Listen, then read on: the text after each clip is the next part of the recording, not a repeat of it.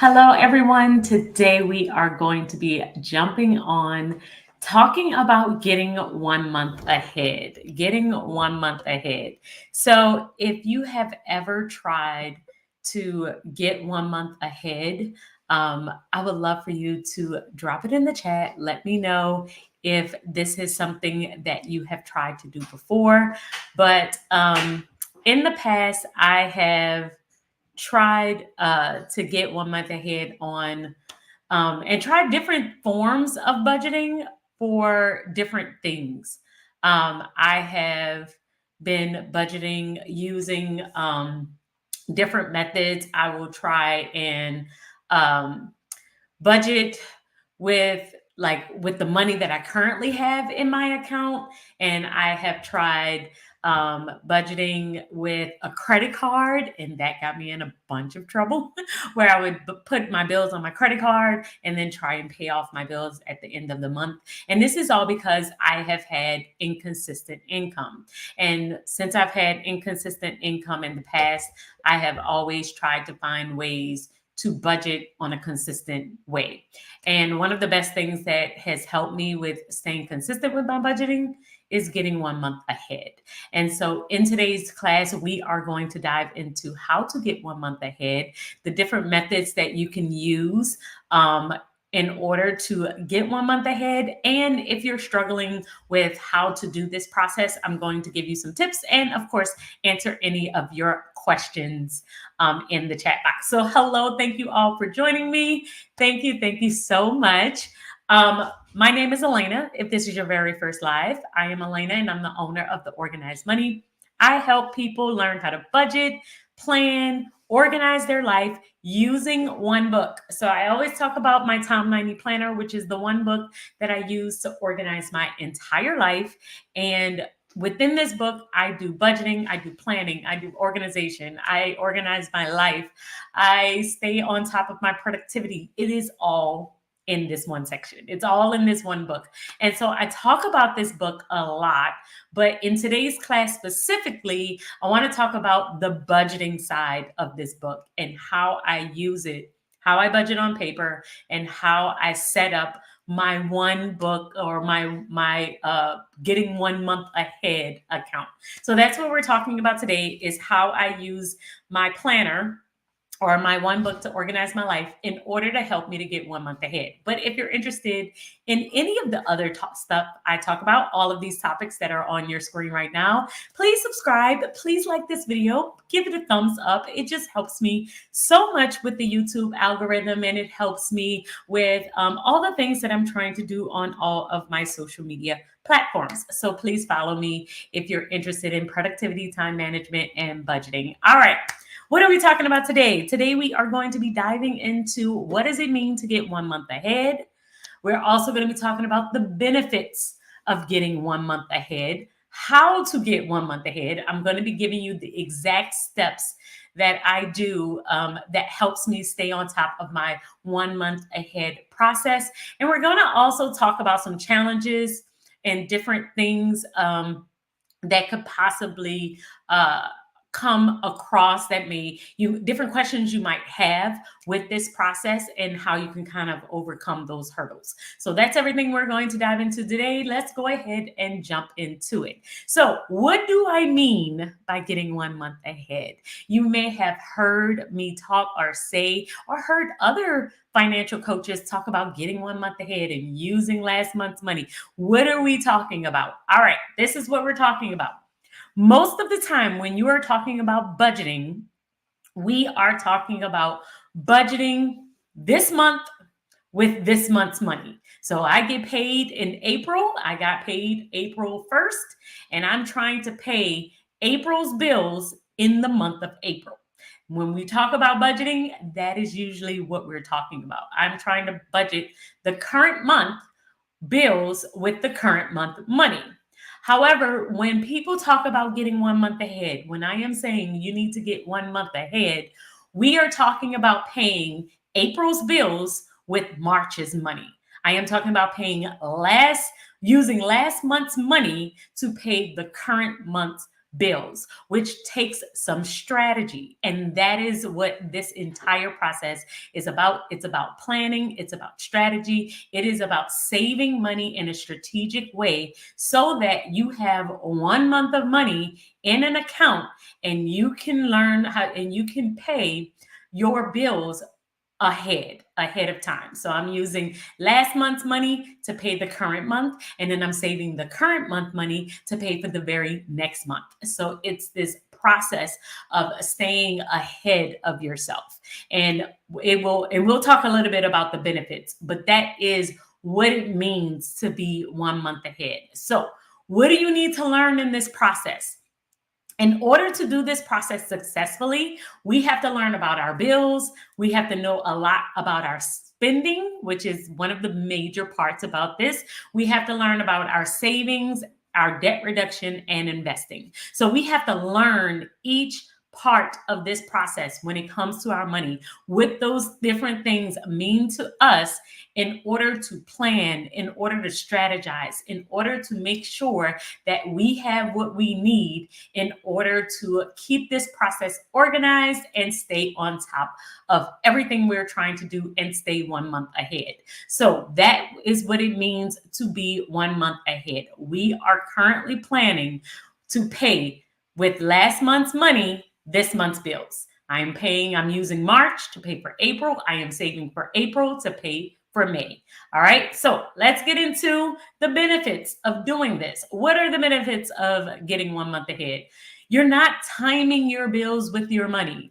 That means that since I have last month's money to pay with this month's bills, that means I am not trying to strategically figure out the bills that I currently have. I have time to plan it out because I already have the money I need for the current month I am in. And any bill that I am getting in the current month, I am basically strategizing for the very next month. So I no longer have to time the money that I currently have with the bills that I currently have. I get a little bit more of a lead time.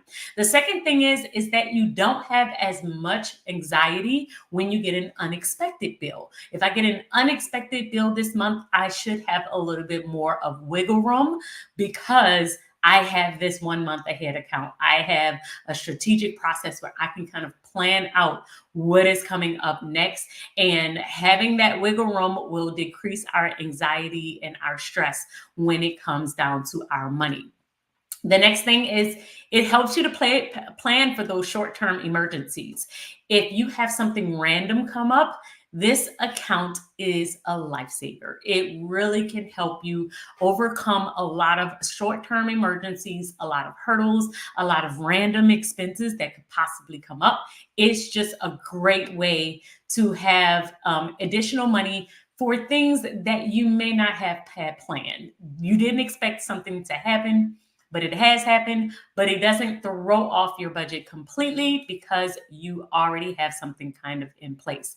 The additional things is it is great for people who have variable income. This has been the one thing, if anybody asks me as an entrepreneur, how was I able to remain an entrepreneur for the length of time? I've been one full time for about 5 years now. And the only reason why I feel like I have been able to consistently keep up with my entrepreneurial journey is because of this account. It is literally because of this account. This account has saved me when my income I didn't hit the mark that I needed to hit as an entrepreneur. You have variable income. And when you have variable income, many times you need some type of structure, some strategy, some plan to help you out when the month you don't hit your benchmarks. Every single month as an entrepreneur isn't a winner. You have really, really great months, but then you also have some months where you're like, whoa, that did not go the way that I needed it to go. And I am going to need something to help me float. And so this is one of those accounts that really have helped me in the process. The other thing is very helpful for couples. If you are budgeting with someone else, then one of the things that has helped me and my husband, and both of us are entrepreneurs at this point because we have a church. He's a pastor. We are pastors, but with us being pastors, it is basically like we are entrepreneurs on that side as well. So it is very helpful for us together, and it makes it much, much easier for you to hit your money goals. It's much, much easier to hit your money goals. Okay, Bonnie, I see what you're saying, and we're going to talk about this. It's toward the end of this class, so stick with me, stick with me. But if you are living paycheck to paycheck, I am going to talk about how to kind of get over the paycheck to paycheck hurdle and some things that you can do and strategize so that you can start to save even if you are living paycheck to paycheck. I definitely understand that as well. Oh, good. I'm so happy that you have been looking forward to this class. And we are going to dive into it. So if you have any questions, if you have questions as we are going through, try and put hashtag Q. So I always tell you all to put a hashtag Q in front of your questions, just like that, because that helps me to easily identify that you have a question. Sometimes with the comments in the chat box, it can become really hard for me to see if it's a question or if it's just a comment. And, either way, I love it, but it helps me to identify the questions quicker. So just make sure that you do that. All right, let's go ahead and jump into it. Step 1. We need to determine what is 1 month ahead for you. We need to determine what is 1 month ahead for you. So everyone who says 1 month ahead, we may not all be defining 1 month ahead, what it means to us. So I'm going to tell you my specific definition of how I have defined 1 month ahead for me. 1 month ahead for me is my fixed expenses. This is any bill that I pay on a monthly basis. I'm trying to figure out how much does it take for me to cover all of my fixed expenses. That we are not talking about my variable spending. Now, a lot of people, when they talk about 1 month ahead, they are talking about everything that they ever spend for the entire month. So they're thinking of all of their spending, all of their bills. They're thinking of every single thing that comes up. I am not saying that when I say mine. When I save 1 month ahead, I am specifically talking about my fixed expenses and my fixed expenses alone. And the reason why I like to do this is because my variable spending can get very, it's very variable. It's very variable. So it's harder for me to save for those. And when I would try to include them in my 1 month ahead account, I always ended up messing up my 1 month ahead account. So for me, I like to use only fixed expenses, only fixed expenses. And we're going to talk a little bit about fixed income as well. And ultimately different ways to increase income if you are operating off of a very limited or a fixed income. We are going to discuss that as well. Okay, so you have to define what this number is for you. What is 1 month ahead for you? How much is this exactly? So let me talk about how I kind of determine mine. So let's go through my fixed expenses. Mortgage, utilities. I know utilities are technically like variable, but I have to pay them every single month. So I do pretty much decide how much is my energy bill, how much is my phone bill, roundabout numbers, and I will just round up when we are talking about these numbers. But utilities is included in my fixed expenses, my car note, car insurance, health insurance, credit card minimums, just the minimums, not any extra payments that I am paying on credit cards, just my minimum payment that I have to pay every single month. My monthly subscriptions, student loans, pet insurance, life insurance. All of these are fixed expenses. These are bills that I have to pay every single month. These are bills that I have to pay every single month. Okay, so these are the bills that we are calculating. We need to know how much is each one of these bills in order to know how much do we need to save? How much do I need in order to make this process work for me? So this is the very first step, is to add up all of these numbers. So I pull out my bill tracker, which I have a bill tracker that I keep within my budget planner section in my Tom 90 planner, my budget section, and I will write out all of the bills, all of the fixed expenses that I have for the month, and that number is the number that I am going to include.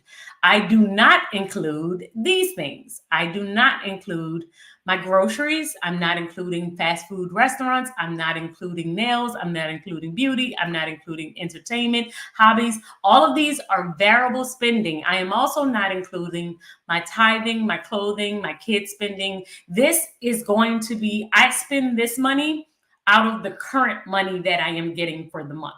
So even with my saving, retirement, additional debt payoff, I am not including any of these. I am just including my bills, but not the variable spending that I do.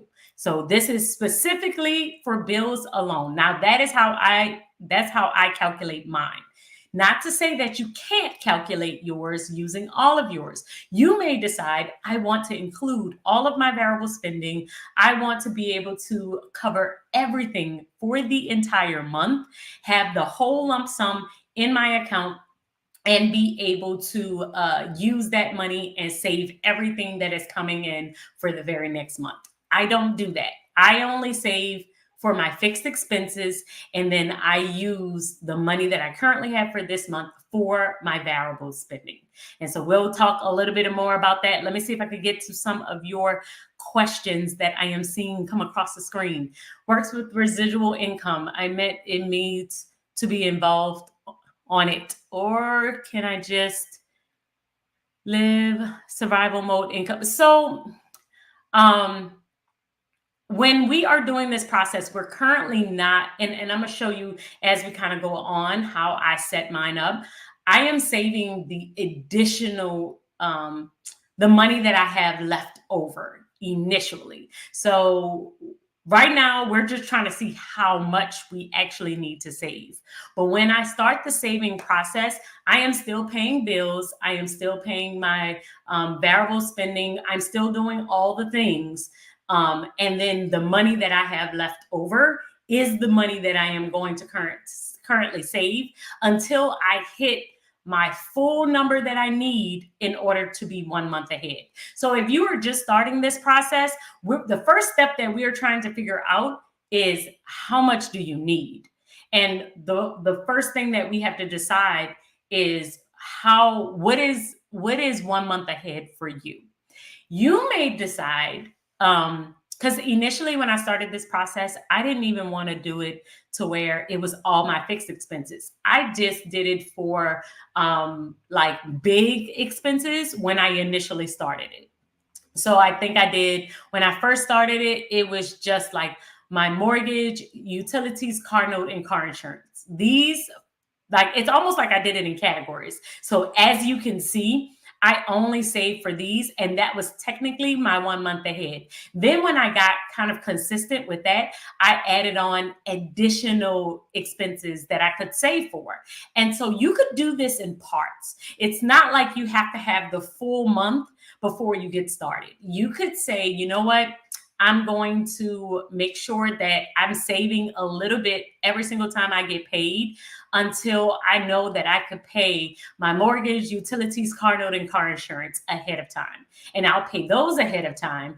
And then I'm going to save and continue to save even more. And then I'll be able to add in my health insurance and my monthly subscriptions. And how does it work with monthly subscriptions? We'll kind of talk about that as well. I think I saw that question as well, but we'll talk about the ones on autopay.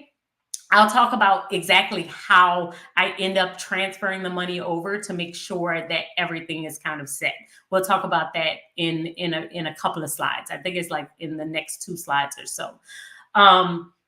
But this is something like you can do this in parts. You can do it as a full lump sum. If you have enough in savings right now, you could start this process today if you wanted to, where you basically say, however much all of this is my month ahead amount, and I am going to move this into my bill account the first of every single month, and then basically just watch it until the very next month and save it. Save the future income into another account. But I'm going to talk a little bit more about how I do this. The very first step, though, is determining the amount. that you have. If you want to get started super quickly, then you may say, I'm not going to do all of this because it would take me a really, really long time. But I will do partial, like I'll save for these 4 expenses, and then I'll save for the additional expenses later on when I get into the rhythm and the habit, especially if you have a large amount to save. All right. So the way that I do it, I save for all of my fixed expenses. I don't save for any of my variable expenses. I use the current month money to pay for variable expenses.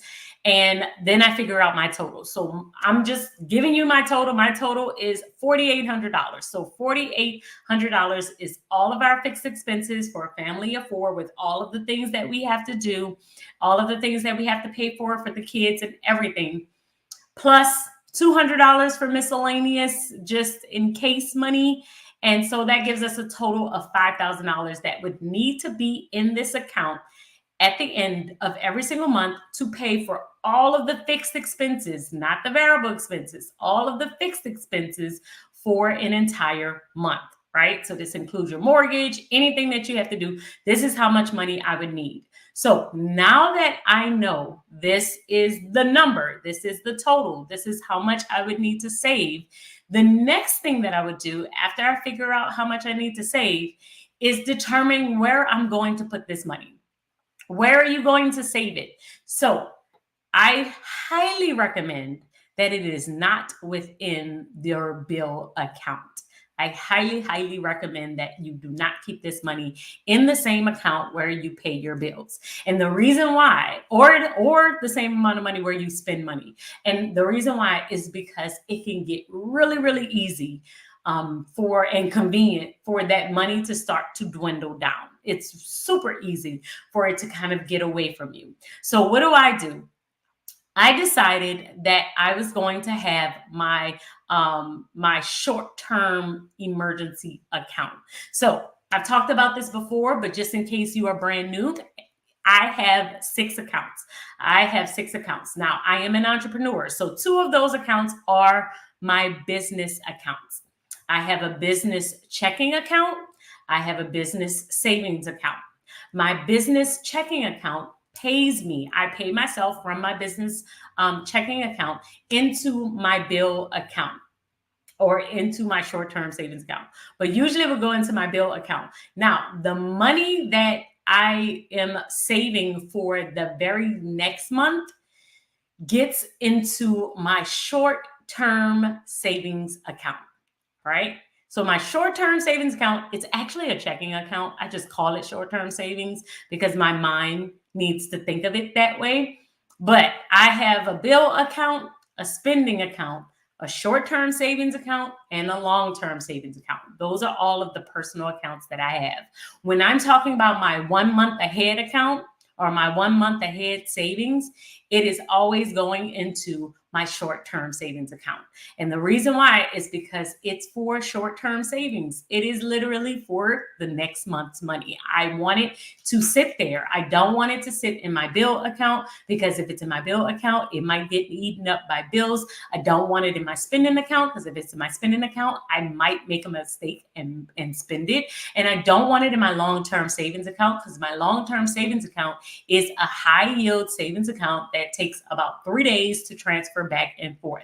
My short-term savings account is actually a checking account that is attached to my bill account and my spending account, but I can easily transfer the money if I ever need it.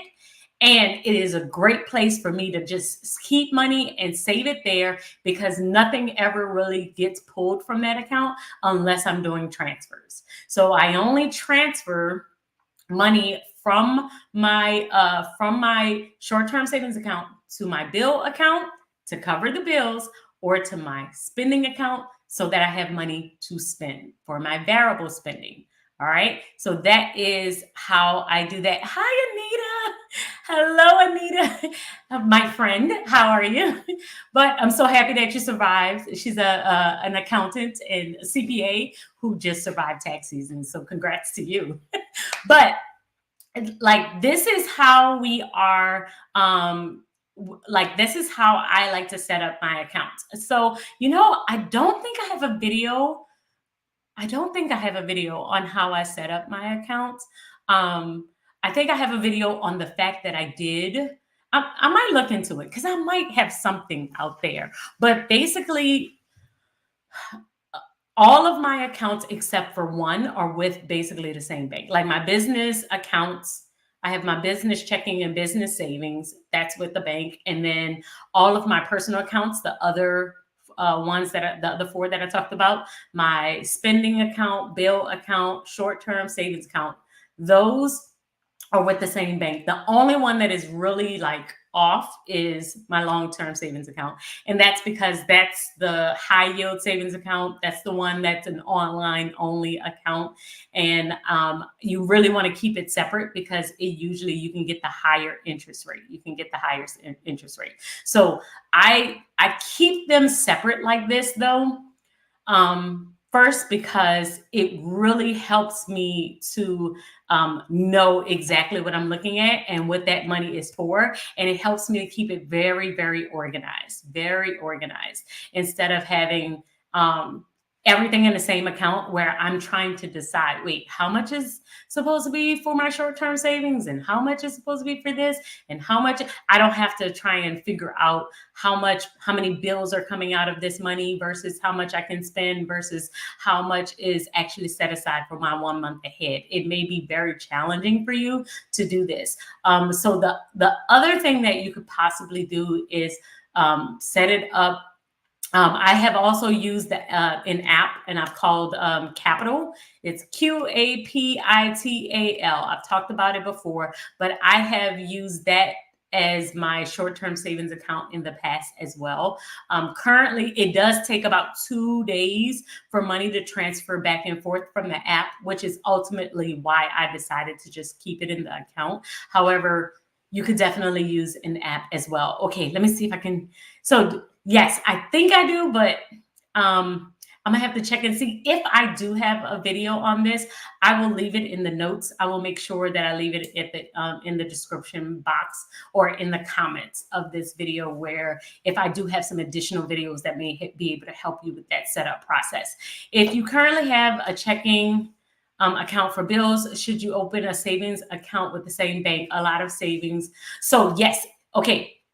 That's why I say I'm calling it savings, but it's not a savings account. I just call it there so that my mind registers that it's saving, but it's actually a checking account. So I have 3 checking accounts. I just call them different things. So I have a checking account for my spending. I have a checking account for my bills, and it's a checking account that I call short-term savings account. But it's actually a checking account because of the limit. Yes, if you do a savings account, it actually is going to have a limit and they are going to charge you if you have over 6 transfers. That's why it's not a savings account. It's actually a checking account. The only one that's actually a true savings account is my long-term savings emergency fund, which that is a separate account with a separate bank that is an online bank, and it's a high yield saving account. And I've talked about it before, but mine is an American Express high yield saving account. Okay. So I know I'm saying savings, which might be a little bit confusing. I apologize for that, but it is a checking account. So all of them are checking accounts except for my business savings account. That's a savings account, and my long-term emergency fund. That's a savings account. All right. So you have to decide though, where are you going to put this money? Where are you going to save this money? You want it in a place that is 2 things. It's got to be easy, but it's also got to be separate and have to make you think. So it's easy because it's a checking account. It's easy. I can easily transfer the money. However, I don't have a debit card to this account, so I can't easily swipe. I would have to go into that account and transfer the money over, which would require me to think. And I don't have any checks or anything else for this account. I literally just keep it there so that it is for short-term emergencies. Something crazy came up that I just did not expect to come up, and I need this money, or I am using it to get 1 month ahead. So you need to have some type of savings, some type of strategy, some type of plan of where you are going to keep this money. Otherwise, what ends up happening is the money gets eaten up by small things that we just kind of forget about. It could be subscriptions. That's why I say no subscriptions come out of this account, no bills come out of this account, no debit card to this account. It is money sitting there just for my use if I need to transfer for my bills, for something unexpected that come up, but it is for short-term emergencies. That's a specific. So if you have, how many bank accounts do you suggest we have? Now, it depends. It really depends. As an entrepreneur, I do have 2 additional ones, but I currently have 4 personal accounts. Now, this is just because of the way that I like to set up and organize. I have my bill and spending. I do recommend that you at least have 2, because we got to separate those 2. Bill account, spending account. I also have short-term emergencies and long-term emergencies. I like short-term emergencies for this 1 month ahead account, for your travel, for your Christmas fund, for your birthday fund, for your anniversary. So my sinking funds, my repairs, my 1 month ahead, all of that flows out of my short-term emergency account. That is the one account that's like anything crazy comes up, anything unexpected. My kids come in the room and say, oh, we got a field trip tomorrow, and this is the money that owes for that field trip. But I've already set up my budget and I don't want to blow my budget. I pull it from that account because that is the unexpected, did not see that coming. 1 month ahead account. That's the way I kind of keep them all organized. And if you have a habit of blowing your budget, or like just something always comes up. Like when I started budgeting, I felt like something always came up, always. And so having this separate account with just this extra miscellaneous money was really, really helpful. And this is why I say, yes, I need about $4,800 every single month in order to stay 1 month ahead, but I try and budget a little bit more. So I budget 5,000, and that extra 200 is just in case. It's like just in case something random comes up, some additional expense, something crazy that always, happens, then I will use that money. All right. So let's see.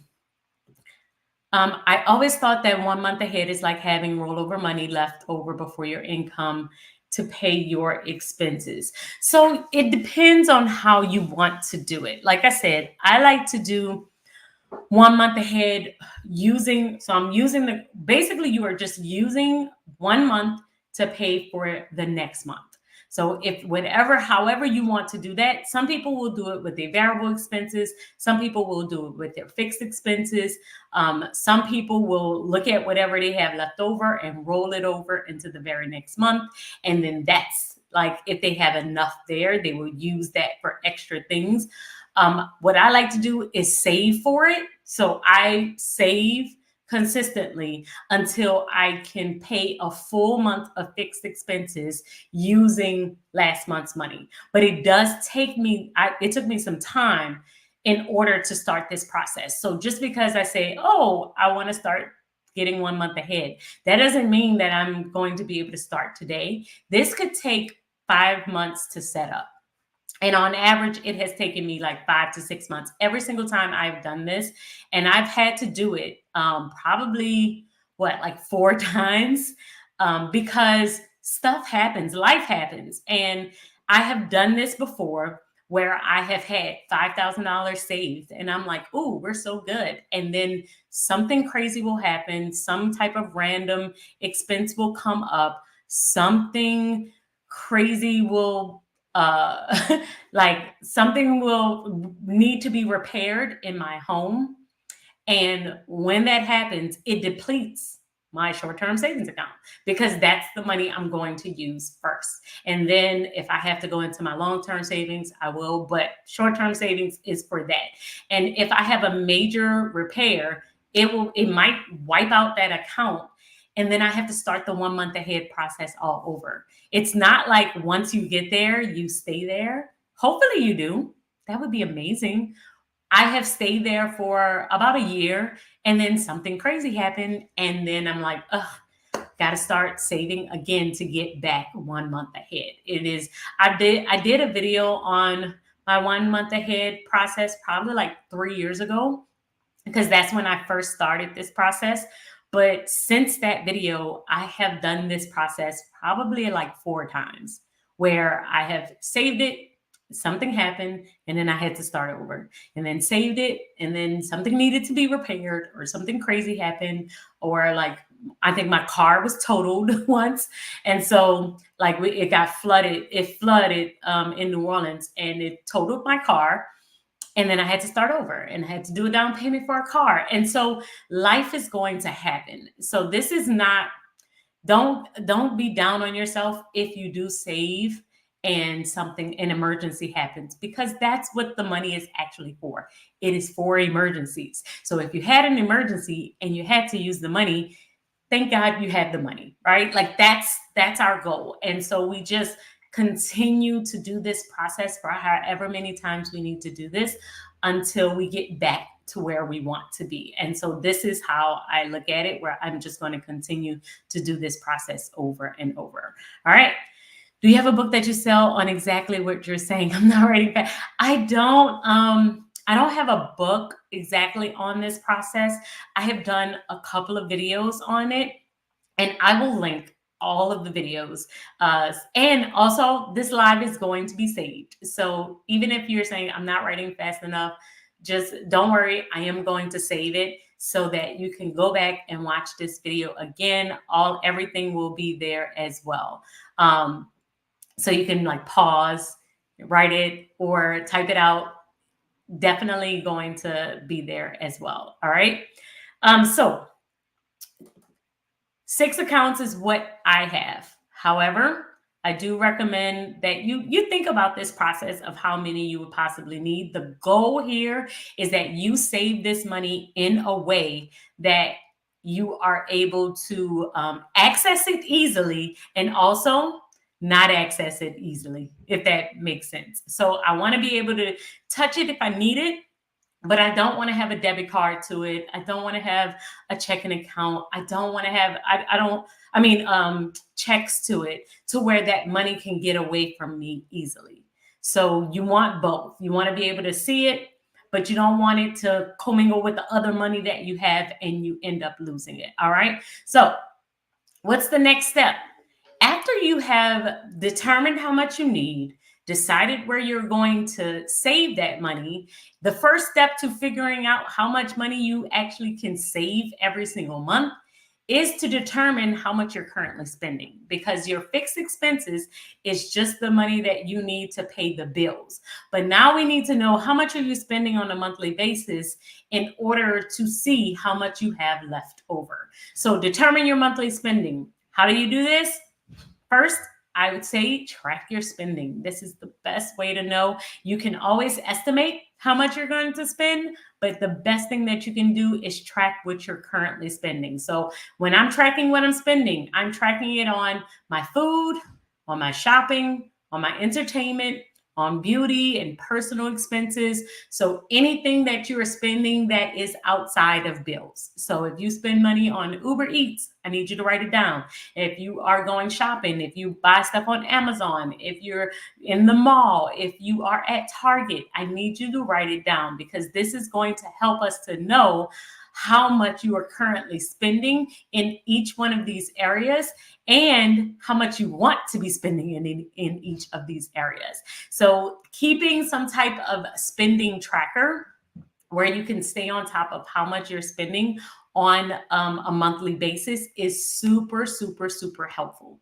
It is super helpful for you to like make sure that you're staying within budget, because if you keep going over your spending budget, this process becomes almost impossible.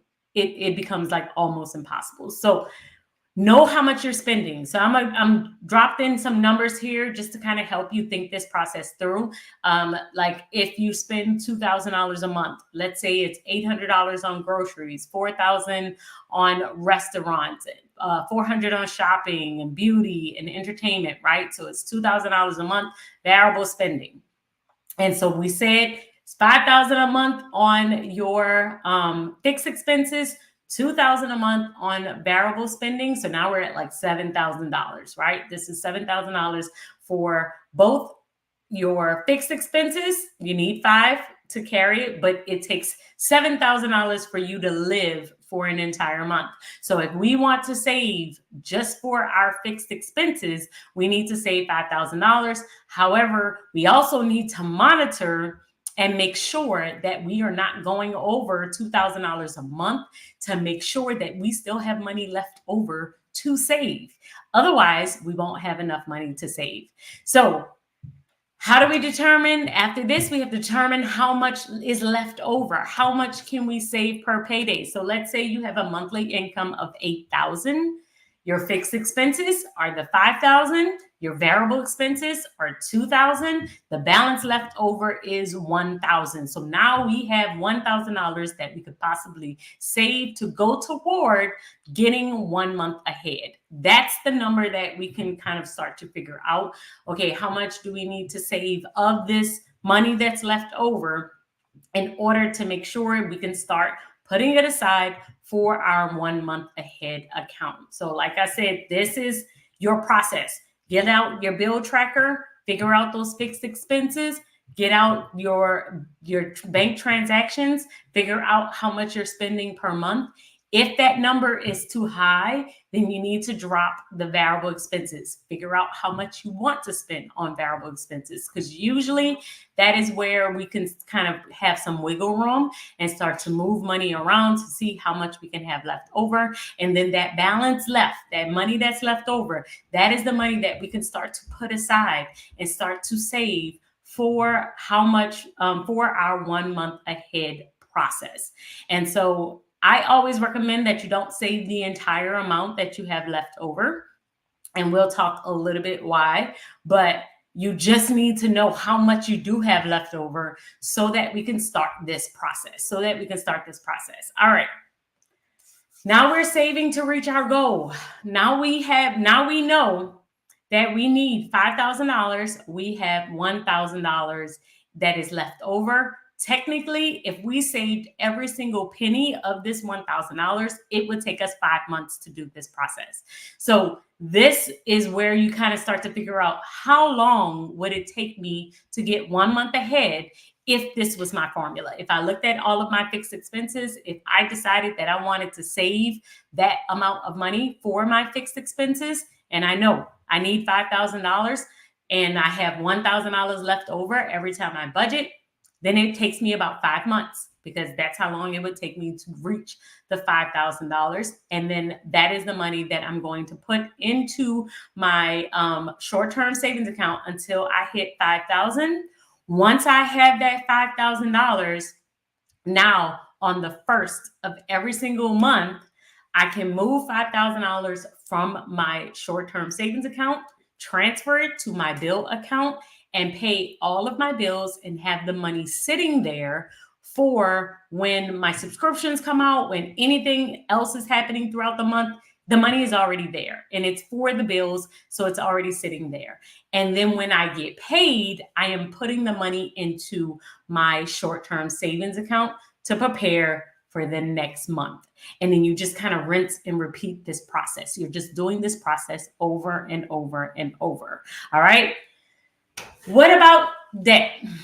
Because I know this question is coming, but if you have more questions, please leave them in the chat. What about debt? This is one that I get all the time. If you're doing this process and you have other savings goals, like I'm trying to save for vacation, I am also trying to save for my birthday, I'm also trying to save for home repairs, I'm also trying to pay down debt. What about everything else if I am saving, if I have $1,000 left? This is where I would say don't save the entire amount. So if I have $1,000 left over, I might save $500 of that and then keep the other 500 for my debt payoff, for my birthday savings, for my travel that is coming up. Like I could still save the additional money for other things. Now I might save the whole $1,000 and say, okay, but a part of that is not for my 1 month ahead account. Like you could do it in different ways. The other thing that I will do is, y'all know I like to use cash savings. I'll use my cash savings envelopes a lot, and sometimes I will save for those other things like Christmas and birthdays and all that in my cash savings envelope, and leave my short-term savings account just for my 1 month ahead account. All right, so you're thinking about all of those as well. You're thinking about all of the other things that are kind of coming up, and using your savings or the money that you have left over for those additional things as well. Yes, I am saving this. This will be on my channel so that if you have to jump, if you have to go, you can definitely come back to my channel. Click on the live button. Like you have to look. I have videos, they have shorts, and then they have a live button. Click on that one and it will show you all of the lives that I have. And this one will be at the very top. So yes, it will be on my channel. So you will be able to come back to this video. Oh, this is a great statement, Phoebe. And we're going to get to that as well. Extra money. And I really, really want to talk this about this when it comes down to living paycheck to paycheck too. And I think that's my well, we'll get to it. We'll get to it. But let me tell you this one as well too. Make sure that you are spending less than your income. If you are spending more than you are making, I don't care how many strategies I can tell you. There's not one strategy that I can give you if you are spending more than your income. It just doesn't exist. The only way this process works is if you're spending less than what you're making. That's the only way I can make this work. Otherwise, there's no way to make sure that this is going to help you stay on track, because you're always going to eat up in that money. You're going to always kind of eat it up. So how do I make sure I stay on track? I always stay on top of my money routine. And if I am unable to stay on top of my money routine, I put something else in place to make sure that I don't go over my budget. So really quick, I wanted to show you, I put right here my money routine. Maybe I should make myself smaller. You know what? I'm going to take myself off the screen so that you all can see it. Okay. My money routine, as you can see on the left side of this page, is I will fill out my goals page, and then I fill out my budget calendar. I review my bank balance and complete my monthly budget before the next payday. And then I look at my balances of every single account. But every single time, every single morning, when I get up, I look at my bank balance. I look at all the transactions. I add them up into the different categories. How much did I spend for food? How much did I spend on shopping? How much did I spend on entertainment? How much did I spend on beauty? And I make sure that none of those amounts are over the amount that I have budgeted for the week. So if I say I want to spend $200 on food for this week, and I am at 160, then I make a mental note. Okay, you only have $40 like left to spend in this category for this week. Or you got to make sure you cannot spend anything else on beauty, but you have to do this every single day. If you don't do it every single day, if you wait till the end of the week, if you wait until the end of the month, it may be too late for you to realize that you have gone over budget. It is way too late. So it's better to do this process on a daily basis. However, there are times when I am just unable to check my accounts like that. It happens. Life happens. And when that happens and I say, man, I'm way too busy. I have a lot on my plate. A lot of things are going on with the girls. We're on vacation. I don't feel like doing this. Whatever the case may be, I take out cash. I take out cash for my spending. So I have two options. I could use my spending account where I can check in on my money every single day throughout the week. And I know that I'm not going over budget because I'm checking in on that spending account consistently. Or I'm saying, you know what? I just don't feel like checking in on that account every single day. So let me take out cash so I don't have to worry about checking in on that account. I have the cash. Whatever I spend, I spend. Once it's gone, it's gone. So you have to figure out which one it is. Oh, thank you so much, Lynn. Thank you so much for answering. Yes, that is to determine how much you can spend per day, payday. So you have to have a routine though. This is the like one of the biggest things of budgeting, of getting 1 month ahead, of saving, of investing, of anything is establishing routines. Establishing routines. Um, if I don't have routines, it's almost challenging to create like people think money or like budgeting is about knowledge, but really it's about routines. I feel like if you get solid routines in place, you can pretty much achieve anything. And I'm not talking about just money. I am talking about like your health goals. If you have a good, solid food, eating, workout routines, you're going to hit your goals. If you have a solid routine when it comes down to your work ethic and how you strategize and post on social media, you're going to be successful in that area. If you have a good routine when it comes to your money, you're going to succeed with your money. It is all about your routine. I feel like it's even less about like a lot of people put it on how smart you are, or how, in which all of those things play a part.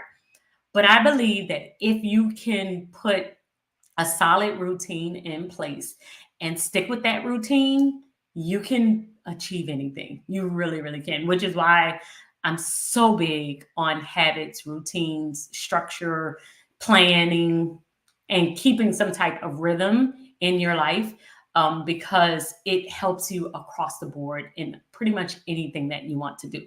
So if you are spending more than you are making this entire life, you might as well it's just void. Like it's not going to matter.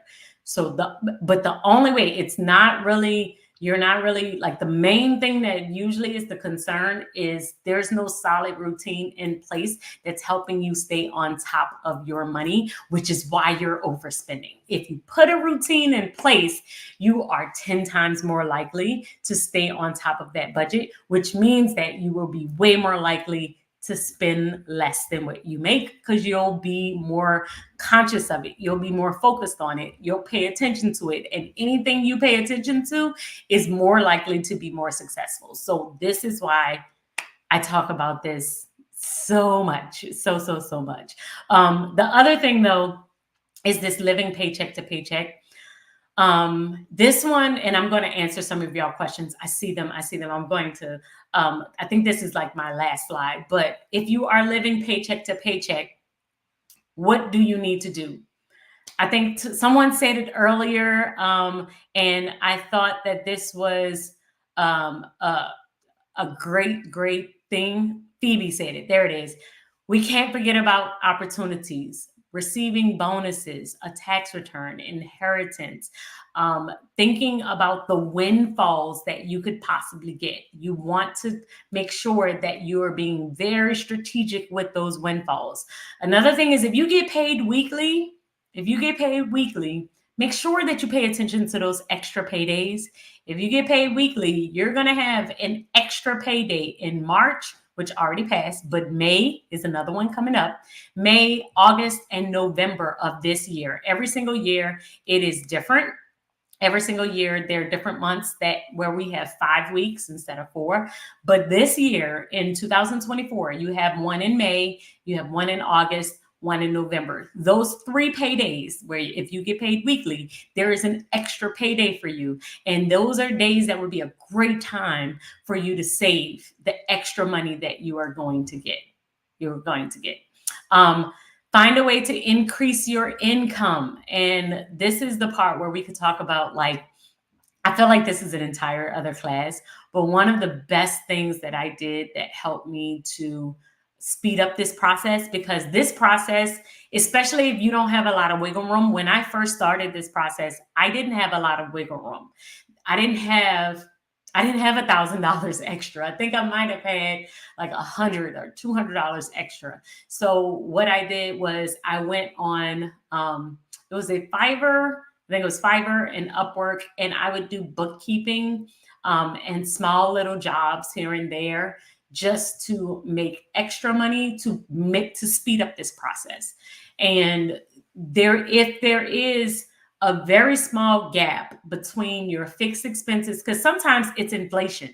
Sometimes it's not, oh, I'm spending too much money. We say that a lot, but a lot of times it's not your habits. It's not your spending too much money. It is literally you do not have enough income. And if that is the challenge, if it's, I don't have enough income, I don't care how much I move this around, there is no extra money that I can pull from, because everything is going toward my living expenses, then we have to look at the income side and we have to figure out a way to bring in extra money. So one of the things that I did during this time, and my husband did it as well, we were kind of working it together, where he would take on additional gigs. He plays. So he plays piano, and so he would play for weddings and play for funerals and just like do different gigs. And I also did bookkeeping, and it was just to kind of help us make a little bit of extra money during this time where we were trying to build up our 1 month ahead account and pay down some debt. So if that is the case and you are living paycheck to paycheck, we got to find something on the opposite side. We got to find a way to increase your income. And yes, you could possibly have a windfall that could like jumpstart this process. But sometimes when that windfall comes in, it's like helping us catch up. And it doesn't help us jumpstart. It helps us catch up on stuff that we were supposed to be paying or we couldn't pay because we just didn't have the money. And now we were waiting on that money just so we can kind of catch up, which would happen to us a lot. So it wasn't like I just had, like, I would get my tax refund and I'm like, well, I needed to catch up on 6 bills. So let me just go ahead and pay that instead. And it wasn't going toward my savings because I needed it to do something else. So this is another thing that you can do, but we got to focus in on income if that is the problem. We got to have focus on income. Will this all be available once the live chat is over? Yes. The video will be up. It will be under my live section on my YouTube. You will definitely see it there. So make sure that you check in. I think that's it. Yeah. So let me make sure I'm going to all of your questions. Can you do a live for routine? Yes, I have done a couple of live for routines. I don't know if I've done one for my money routine, but we've talked about other routines. However, if I find one, I'll look through my lives. And if I find one that is super helpful, I will pin it to the top comment of this live so that you can watch those as well. But we can definitely do another live for the money routines that I have in place. But right now, the one that I was talking about just now is the daily money routine, which I believe is the most important routine that you can put in place for your money, because your daily money routine is the one where you're just kind of checking in on the budget that you already created. So I already have this budget. I need to just check in on it, because sometimes we create a budget, but we don't check it. So it's like, by the time we checked on it, we've already blown it. So it's kind of like pointless for us to create it. The biggest part of creating the budget is to look at the actuals and see, did you actually stick to this budget? And so that's the hardest part. Okay. Yes, did that one. What is your strategy for groceries? I have a tend to overspend in this category, attempting to shop on a monthly basis as a salaried employee. So for groceries, I shop on the app. I don't shop in person anymore, because every single time I went into the grocery store, I always overspent. always, always. So now I use the Walmart app, and then I will like actually pinpoint every single thing that I want to make sure, and then I go and pick it up.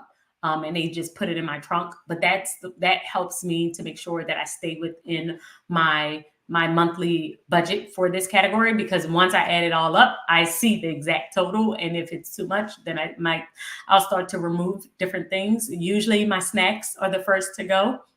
And then I will try and find other things. There are other things that you could possibly do as well. Like sometimes I will buy fruit instead of the fruit in the actual containers. I will buy it and then just cut it up and put in containers for myself. Or I will look for substitutes for different brands, because sometimes certain brands are just much higher than other brands. And my daughters, I mean, they are 10 and 12. So they're at this place where they do like certain snacks and certain things, but there are usually I can find some type of other substitute, and to where I can help keep our budget down as much as we possibly can. The other thing that you may want to consider as well is pulling it from another category. So groceries for us, about 2-3 years ago, my grocery budget was like $150. And I was really, really, really, really trying to stick with that amount. I was really trying to stick with it. But the inflation and the amount of groceries had just increased so much that I was buying the exact same thing, but my grocery bill was like 175, 180, no matter what. And then I realized you're buying the same things. It's the budget is unrealistic. It wasn't a realistic budget. So I would try substitutes. I would try and take different things out. I tried it all. Ultimately, I had to pull the money from another category. I had to decrease my shopping, increase my grocery spending, because the food was the food. It was just the amount of groceries.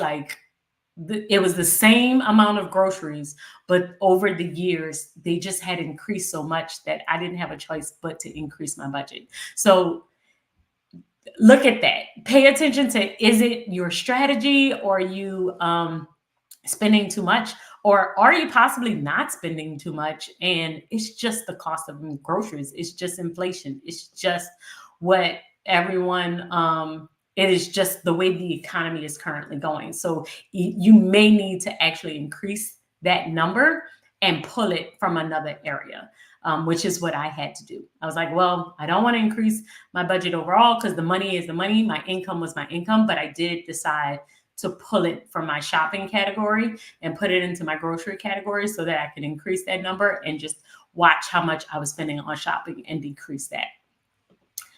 What do you mean by routine? Are you saying make a budget? So no, like the budget making process is where we just kind of write down what we are going to do. The routine is where we decide, okay, based on like, I have this budget, but I need to do a daily check-in on this budget. I need to have a process that I am consistently doing on a daily basis to make sure that I'm sticking with this. And that's what I mean by my routine. Your routine is something that you're doing every single week, every single day, every single month, to make sure your money is flowing the way it needs to flow. So sometimes we will create a plan, and the plan is the plan. And maybe we create, but we don't have a process or a system set up to check in on that plan and see if it's working. And so that is the best way that I can probably describe my routines. My routines help me to stay on top of every single every single goal that I have with my money. I would just kind of check in on it on a consistent basis. All right. Let me see. Tips on good amounts to start to gain 10,000 in 3 to 6 months with weekly. Ooh, 10,000 in 3 to 6 months. That is a nice amount of money. So one thing, I'll tell you this, one thing that I did, that if you're trying to save a large amount of money in a short period of time, the only thing that I have ever done that has helped me to do that is have some type of additional income that is coming in that is not assigned to anything else, right? So, for instance, when I started the Organized Money, I started it in 2018 and I was still working full time. When I started so I was working full time. I started this YouTube channel. I was getting YouTube channel checks probably like after the first year. I think around the second year is when I really started making money from YouTube. And every single month, because with YouTube on the 21st of every single month, you get a check just for posting the videos that you post. And so that was my first taste of extra money. And I didn't increase my lifestyle. There was nothing else because my goal was to pay down debt and save money. But I was making, I think when I first started out, it's like $300-$400 checks, but $300-$400 on checks that, weren't really assigned to anything was just like almost just like money that was just kind of free for us because we already had our bills covered and taken care of. So the one thing that I would say is you definitely need a large amount. If you're trying to get a large amount of money, you need some type of additional income that is not assigned to anything else, because that's the only way that I have seen that you're able to, get that large sum very, very quickly, very quickly. So what's the side hustle that you're planning on doing? Is it opening up an Etsy shop? Is it doing digital downloads? Is it starting a YouTube channel? Sometimes those do take a little bit of length of time. The other thing that I've really, really seen help people get that more quickly, doesn't take as long as what I did, and that is doing some type of gig. So like Upwork, Fiverr, doing those where you are doing them at night and you are a graphic designer, you are, you're able to type really fast, or you're able to do voiceovers. There's a bunch of different gigs on there, but it's a great way to make $200-$300 in a day just by spending time doing these different gigs. But you would have to do them every single day in order to hit this number that you're trying to hit. Like it's a nice amount, but I have very rarely seen anybody cut back enough to make thousands. Like cutting back helps you to sustain what you have and help you to save over time, but it doesn't help you to get the large amounts that you need in short periods of time. So what we're talking about now is something that can help you in the long run and help you with your overall peace and anxiety when it comes down to money. But if we're talking about making a lot of money in a short period of time, it's definitely like a side hustle or something like that. Yeah. 200 is not, it's not. Like I tried and I feel like I cut back on everything I could cut back on, and it's not the same money. And I think that is, I think I saw something else, and yes, Heather just said the same thing. It is very challenging to keep your rent or mortgage at 30%. Very, very challenging. I think even mine is like closer to like 40 right now. It might be like 35, 40, but it's not 30. And it's because just the way inflation is currently and the market is currently going. And it is very challenging unless you're making an astronomical amount of money, unless you're making way more than the average. So yes, this is why I am saying that you have to pay attention to your numbers and you have to pay attention to what makes sense for you. Yes, they have, like I've seen the 50, 30, 20 rule and all of these different rules that it comes down to money, and you need to have at least $1,000 in the bank, but $1,000 is not going to get you far nowadays. And so it's like all of the rules that have applied to finance in the past, I don't feel like they applied in the same methods today because the cost of living has increased so much over the last 10 years. It's like an astronomical increase, but income has not done the same.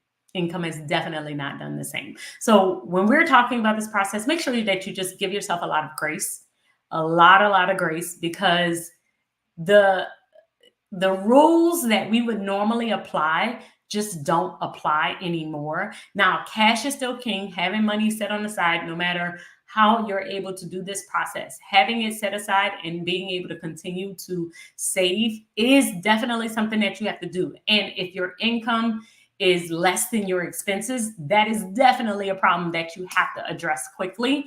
However, how fast you are able to buy a house or get out of debt, or pay for how much you spend on groceries, and like, to say that there are rules around these things, I think is a misconception, because a lot of the rules that used to apply a lot of these rules were created in like the 90s, guys. Like, this was a very long time ago. That does not apply to today. So if you the main thing I like to do is make sure I feel comfortable about what we are spending on each and every area. And if you are going overboard, you can kind of feel if you are spending too much. You kind of know it. And you also know if your income is just not enough, and how you just need to work on that. But paying attention to what works best for you and your family is the most important thing that you can do in this season. So we're taking our time with this, but we got to make sure that the income is less than the expenses. We got to if we're doing this process where we get 1 month ahead, I'm telling you, it is a stress relief. Like, it will help you so much just with managing your bills and managing this process, because things come up and life happens, and being able to stay on top of this is really, really helpful. And also having some type of bill tracker. So if you are an Organize You member, tomorrow I am going to send the replay of this. The replay will be available on my YouTube account, so you can definitely get it there. But if you're an Organize You member, I am going to send the bill tracker into your inbox, so that you can start this process using the bill tracker that I keep within my budget planner. If you've never seen the one book that I use to organize my entire life, I have an insert in here, which is my bill tracker, where I will keep track of all of my bills, how much I'm paying. And this is the first step that I did in order to figure out my fixed expenses. And I probably will do a video. Maybe I'll do a video this upcoming Friday showing you how you can do this exact process where we get 1 month ahead on paper, like how I do it within my budget planner. So we'll do that as well. But for now, any additional videos that I have that may be able to help you with this process as far as getting 1 month ahead, I will leave them in the description box. If you're an Organize You member, I am going to send you the bill tracker into your inbox so that you can start this process on your own as well. If you just want to follow my channel, make sure you subscribe. And then in Friday's video, I will walk you through how to do this process on paper, so that if you have any additional questions, and if you have an additional question, leave it in the comment as well, because I'll try and answer that in my Friday video as well. All right. And I will do a video on that as well, how I close out my budget. I'm going to do it for the month of April, probably next week, because next week is the last week of April. All right. So thank you all so much for joining me for this live. If you have additional questions, please leave them in the comments. I will try and answer them by tomorrow when I jump off and I check all of my YouTube comments. But thank you all so much. And I will see you in next week's class. Bye, y'all. Y'all have a good one.